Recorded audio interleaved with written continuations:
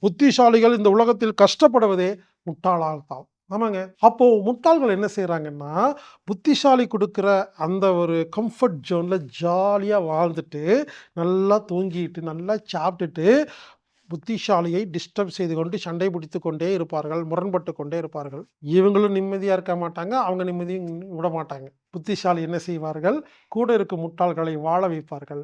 சந்தோஷமாக இருக்க வைப்பார்கள். ஆனா, அது அதோட டிஸ்டர்பன்ஸ வாங்கிட்டு இவங்க கஷ்டப்பட்டுருப்பாங்க. இதாங்க இந்த உலகம். அப்போ இந்த உலகத்தில் இருக்கிற எல்லா சண்டை சச்சரவுகளுக்கும் மத ரீதியாக, ஜாதி ரீதியாக, இன ரீதியாக எல்லா சண்டைக்கும் என்ன காரணம்னா, முட்டாள்களே காரணம். அந்த முட்டாள்களுக்கு புரிய வைக்கணும். இங்க பாரு, உனக்கு இது சரின்னு படுது. அவருக்கு அது சரின்னு படுது. இருக்கட்டும். நீ இது பாரு, அத பாரு. சண்டை பிடிக்காதேன்னு சொல்லி தரணுங்க. முடிஞ்சா புரிய வைக்க ட்ரை பண்ணு. சண்டை பிடிக்காத. கருத்து அதாவது எதிரியாக்காத.